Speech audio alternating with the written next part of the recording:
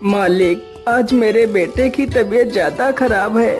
कृपा कर मुझे 200 रुपए दे दीजिए। मैं आपके यहाँ पर काम करके आपके सारे पैसे चुका दूंगा। अरे नहीं हरीराम, मैं तुम्हें पहले पैसे नहीं दे सकता। यदि पहले पैसे चाहिए तो तुम्हें मेरे पास कुछ गिरवी रखना पड़ेगा। लेकिन मालिक, मेरे पास तो कुछ भी नहीं है जो मैं तुम्हारे पास कुछ गिरवी रखूं। नहीं हरीराम, तुम्हारे पास तुम्हारा खेत तो है। तुम उस खेत को मेरे पास गिरवी रख दो। जब तुम मेरे पैसे वापस कर दोगे तब मैं तुम्हारा खेत तुम्हें लौटा दूंगा। ठीक है मालिक, आप मेरे खेत को गिरवी रख लीजिए। कृपा कर मुझे पैसे जल्दी दे दीजिए। फिर वह सेठ हरीराम को पैसे दे देता है। पैसे लेकर हरीराम वहाँ से चला जाता है। सेठ धनपति राम बहुत ही कुटिल था, मानो उसका हृदय पत्थर के समान हो, जो लोगों की मजबूरियों का फायदा उठाता था। उसके पास काफी सारे लोग काम करते थे। उसी गांव में एक मोहन नाम का लड़का रहता था, जो बहुत ही मेहनती था। उसके पास एक छोटा सा खेत था।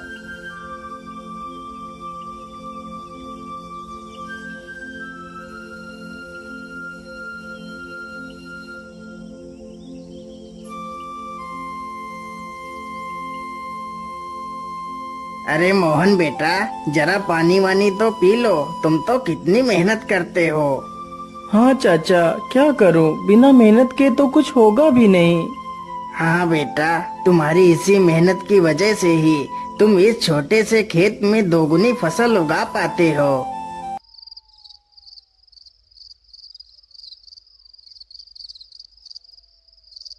मोहन अपने बूढ़े माता पिता के साथ ही रहता था। मोहन के पिता की तबीयत हमेशा खराब ही रहती थी।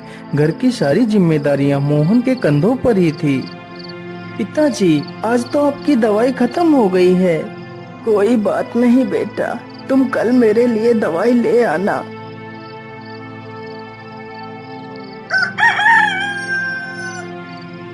मोहन सुबह उठकर अपने पिता के लिए दवाइयाँ ले आता है। माँ, मैं पिताजी के लिए दवाई ले आया हूँ। आप पिताजी को दवाइयाँ समय से खिला देना। हाँ हाँ बेटा, मैं तुम्हारे पिता को दवाइयाँ खिला दूंगी। माँ, आज तो मौसम कितना अच्छा है। मैं आज ही खेत में बीज बो देता हूँ। ठीक है बेटा, जैसा तुम्हें अच्छा लगे वैसा ही करो। मोहन तुरंत ही अपने बैलों को लेकर खेत की तरफ निकल पड़ता है।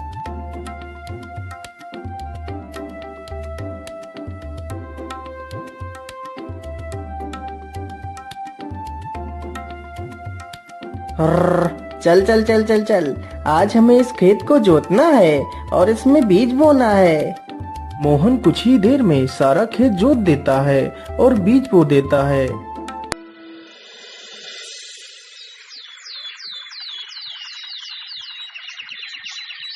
कुछ ही दिनों में खेत में बहुत अच्छी फसल तैयार होती है। अरे मोहन भाई, हर बार की तरह इस बार भी आपके खेत में कितनी अच्छी फसल तैयार हुई है। हाँ मदन भैया, यह सब ऊपर वाले का ही आशीर्वाद है, जो हर बार मेरे खेत में इतनी अच्छी फसल होती है। वे दोनों आपस में बात कर ही रहे थे कि तभी काले बादल छा जाते हैं।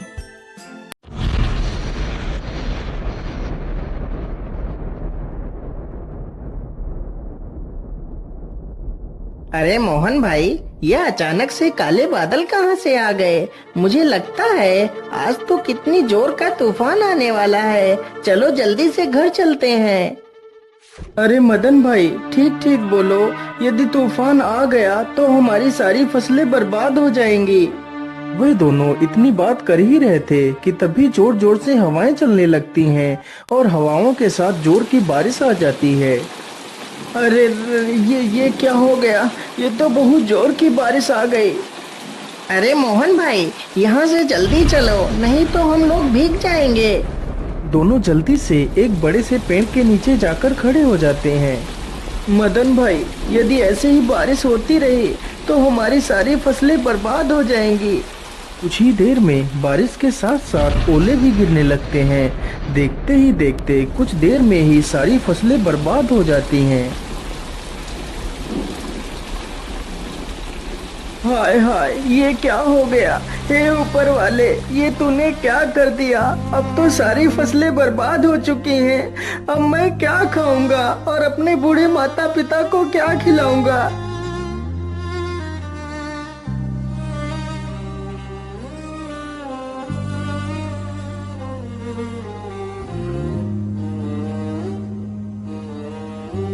बेटा, तुम चिंता मत करो, ईश्वर पर भरोसा रखो, सब कुछ ठीक हो जाएगा।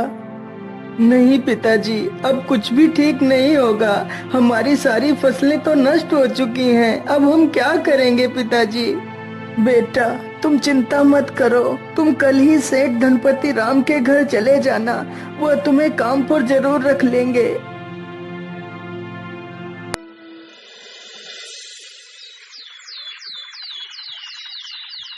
अगले ही दिन मोहन सेठ धनपति राम के पास जाता है।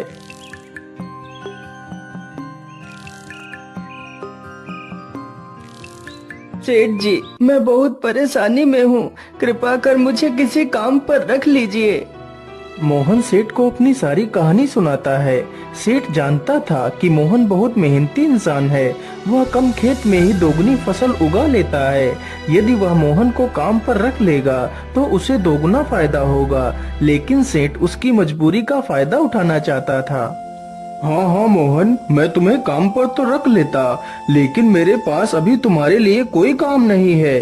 तुम अभी अपने घर वापस लौट जाओ। जब मेरे पास काम होगा तो मैं तुम्हें बुला लूंगा। नहीं नहीं सेठ जी, आप तो मेरी मजबूरी जानते हैं। यदि मुझे काम नहीं मिला तो मेरे माता पिता भूखों मर जाएंगे। मुझ पर तरस खाइए सेठ जी, मुझे काम पर रख लीजिए। अरे वाह वाह, जैसा मैंने सोचा था बिल्कुल वैसा ही हो रहा है। यही अच्छा मौका है इससे कम पैसे में ज्यादा काम करवाने का। अच्छा अच्छा, ठीक है, मैं तुम्हें काम पर तो रख सकता हूँ, लेकिन मैं वैसे तो सारे मजदूरों को 300 रुपए देता हूँ, लेकिन मैं तुम्हें सिर्फ 200 रुपए दूंगा। यदि मंजूर है तो बोलो। हे भगवान, क्या करूं? यहाँ पर काम करने के अलावा तो मेरे पास दूसरा कोई रास्ता भी नहीं है। ठीक है सेठ जी, मैं 200 रुपए में ही काम कर लूंगा। मोहन अगले दिन से ही सेठ के घर काम करने लगता है। इसी प्रकार मोहन को काम करते करते पूरा 2 महीना गुजर जाता है। मोहन ने सेठ के खेत में दोगुनी फसल उगा दी। यह देखकर सेठ बहुत खुश हो जाता है। अरे वाह, मोहन ने तो इस बार कितनी अच्छी फसल उगाई है। वैसे अब तो मोहन का कोई काम भी नहीं है। मैं ऐसा करता हूँ, इसे आज की मजदूरी देकर काम से निकाल देता हूँ और इसकी 2 महीने की मजदूरी भी नहीं दूंगा। अरे मोहन, ये लो तुम्हारी आज की मजदूरी। अब तुम्हें कल से काम पर आने की कोई आवश्यकता नहीं है। लेकिन सेठ जी, आप अचानक से मुझे काम से क्यों निकाल रहे हैं? क्या मुझसे कोई गलती हो गई मालिक? नहीं मोहन, तुमसे कोई गलती नहीं हुई है। अभी मेरे पास तुम्हारे लिए कोई काम नहीं है। जब मेरे पास काम होगा तो मैं तुम्हें जरूर बुला लूंगा। लेकिन मालिक, यदि आप मुझे काम से निकाल देंगे तो मैं भूखों मर जाऊंगा। मैं अपने पिता के लिए दवाइयाँ कहाँ से लाऊंगा? मुझ पर दया कीजिए सेठ जी। सेठ मोहन की एक बात भी नहीं सुनता और उसे काम से निकाल देता है।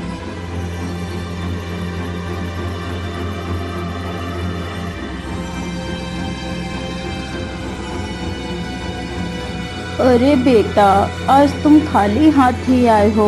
आज तुम घर का राशन तो लाए ही नहीं। माँ, मुझे माफ कर दीजिए। अब मैं आपके लिए कुछ भी नहीं कर सकता। लेकिन बेटा, आखिर क्या बात है? तुम इतना परेशान क्यों हो? फिर मोहन सारी कहानी अपनी माता को सुनाता है।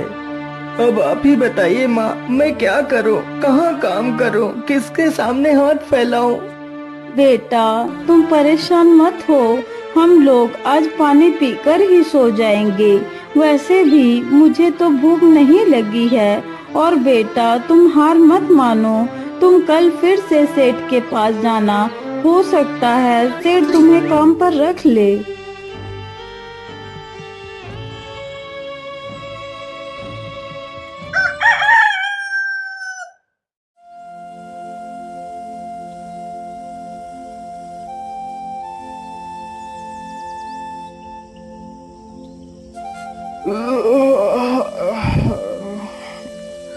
अरे सेठानी जी, आप मेरे लिए नाश्ता तैयार रखना, मैं जरा खेतों की तरफ से घूम कर आता हूँ।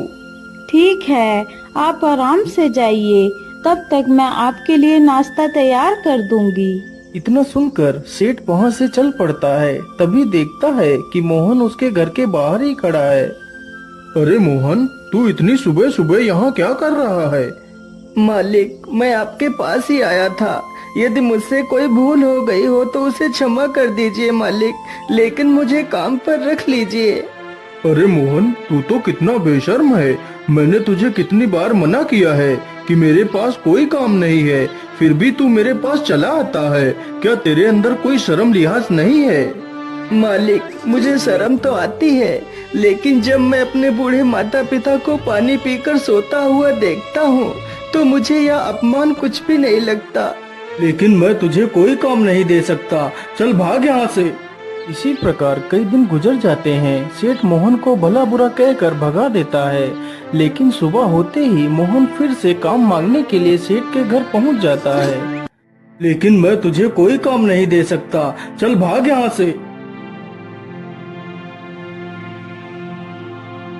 हे भगवान, मैं तो इस मोहन के बच्चे से परेशान हो गया हूँ, लेकिन यह तो सुधरने का नाम ही नहीं ले रहा। मैं ऐसा करता हूँ, कल सुबह होने से पहले मैं यहाँ से कुछ दिनों के लिए अपने रिश्तेदार के घर चला जाता हूँ, तभी मैं इस मोहन से अपना पीछा छुड़ा पाऊंगा। सुबह होने से पहले सेठ और उसकी पत्नी बैलगाड़ी में बैठकर वहाँ से चले जाते हैं।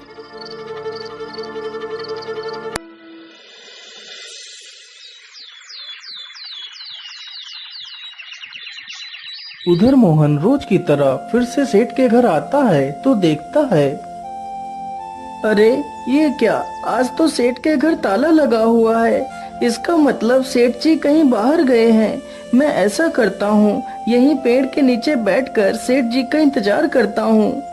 इतना सोचकर मोहन पेड़ के नीचे बैठ जाता है और सो जाता है। तभी कुछ चोर सेठ के घर के पास आते हैं।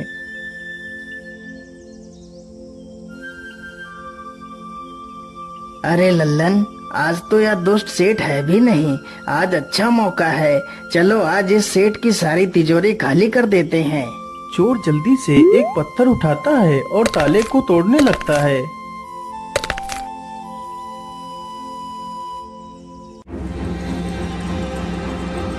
अरे ये शोर कैसा? ये कौन है?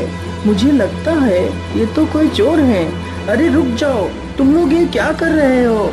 तुम सेठ के घर का ताला क्यों तोड़ रहे हो? अरे बेवकूफ, तुझे दिखाई नहीं देता? हम लोग चोर हैं और यह ताला हम लोग चोरी करने के लिए ही तोड़ रहे हैं। चल भाग जा यहाँ से। अरे नहीं नहीं, मेरे रहते हुए मैं तुम लोगों को चोरी नहीं करने दूंगा। अच्छा, तो तू हमें चोरी करने से रोकेगा? रुक, हम तुझे अभी मजा चखाते हैं। इतना कहकर सारे चोर बेचारे मोहन पर टूट पड़ते हैं। चोर चोर, कोई मुझे बचाओ, नहीं तो मुझे यह चोर मार डालेंगे। मोहन की ये आवाज सुनकर गांव के कई लोग वहां पर आ जाते हैं। तभी वह सारे चोर वहां से भाग जाते हैं, लेकिन बेचारा मोहन काफी ज्यादा घायल हो जाता है।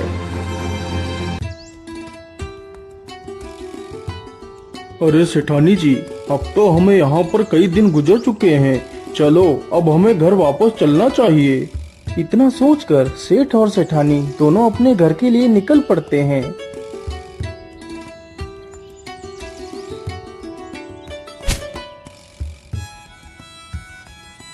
अरे वाह, जैसा मैंने सोचा था बिल्कुल वैसा ही हुआ। अब तो मोहन से मेरा पीछा छूट गया। लेकिन ऐसा कैसे हो सकता है? मोहन आज भी नहीं आया। मोहन इतनी जल्दी हार मानने वालों में से नहीं है।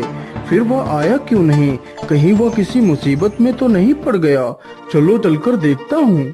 इतना सोचकर सेठ गांव की तरफ निकल जाता है। अरे मदन भाई, मोहन कहीं दिखाई नहीं दे रहा, वह कहाँ गया है?